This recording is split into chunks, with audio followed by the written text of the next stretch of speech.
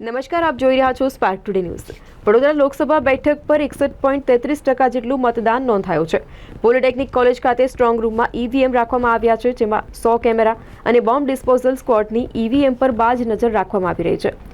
Polytechnic college ખાતે 3 layer સુરક્ષા બંદોબસ્ત ગોઠવવામાં આવ્યો છે। અર્ધલશ્કરી દળ ઈવીએમની સુરક્ષાનો મોરચો સંભાળ્યો છે। 4 જૂને મતગણતરી કરવામાં આવવાની છે। મતગણતરી પૂર્ણ થતા સુધી કોઈ પણ ચૂક ન થાય તે માટે થઈને સીઆરપીએફે પ્લાટૂન સ્ટ્રોંગ રૂમ પર રહેશે।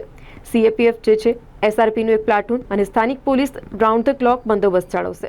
ગઈકાલે લોકસભા 2024નું મતદાન પત્યા પછી તમામ સાત વિધાનસભા વિસ્તારના બેલેટ ઈવીએમ અને એનું સાહિત્ય તમામ મત વિસ્તાર વાઇઝ આજે આપણા કાઉન્ટિંગ હોલ ખાતે રાખવામાં આવેલા સ્ટ્રોંગ રૂમ ખાતે આવી ગયેલા છે। સીલિંગ અંગેની મોટાભાગની કામગીરી પૂર્ણ થઈ ગયેલી છે અને જ્યાં સુધી સુરક્ષાનો સવાલ છે ત્યાં સુધી 3 લેયરમાં સુરક્ષા વ્યવસ્થા ગોઠવવામાં આવી છે। એમાં ઇનર કોર્ડન જે છે કે એટલે કે અંદરનો જે સ્ટ્રોંગ રૂમનો જે ભાગ છે એ સેન્ટ્રલ પેરામિલિટરી ફોર્સ એટલે કે સીએએસએફનું જે પ્લાટૂન છે જે આપણે ગોધરાથી ફાળવવામાં આવેલું છે એની જવાબદારી રહેશે, એ સંભાળશે।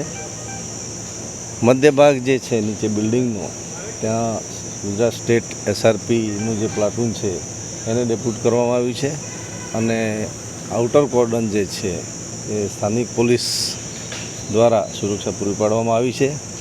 આઉટર કોર્ડનમાં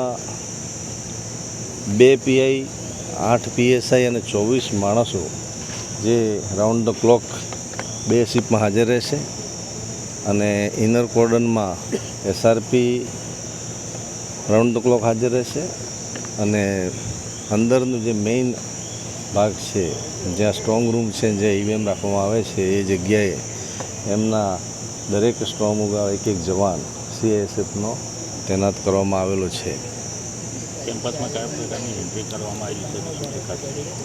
આજે થોડીક ત્રુટિની અને આ સીલિંગની કામગીરી, ઓબ્ઝર્વરની વિઝિટ, સિનિયર અધિકારીઓની વિઝિટ, પોલીસ અધિકારીઓની અવરજવર, અન્ય ડિપાર્ટમેન્ટ આરઓની વિઝિટ એના લીધે આજે આપણે સાંજ સુધીમાં એમની કામગીરી સંપૂર્ણપણે પૂરી થઈ જશે।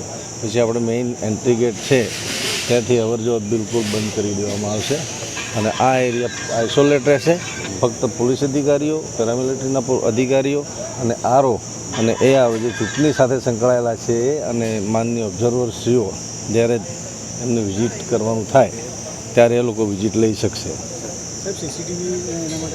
તમામ પ્રકારની અહીંયા વ્યવસ્થા કરવામાં આવી છે આરઓ તરફથી।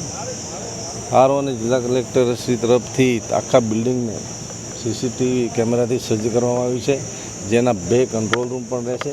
એક આપ સમક્ષ જોઈ રહ્યો છો કે અહીંયા આઉટર સાઈડમાં જો કોઈ ઉમેદવાર અથવા ઉમેદવારના એજન્ટ દ્વારા એને ચકાસણી કરવી એ પણ કરી શકશે સુરક્ષા બાબતે। અને અંદર સીએએસએફ માટે ફક્ત ને ફક્ત વોચ રાખવા માટે એમના માટે એક અલગ કંટ્રોલ રૂમ વિથ એલઈડી રાખવામાં આવેલો છે। એટલે સુરક્ષામાં કોઈ પણ જાતની કોઈ પણ પ્રકારની બાંધછોડ કરવામાં આવશે નહીં।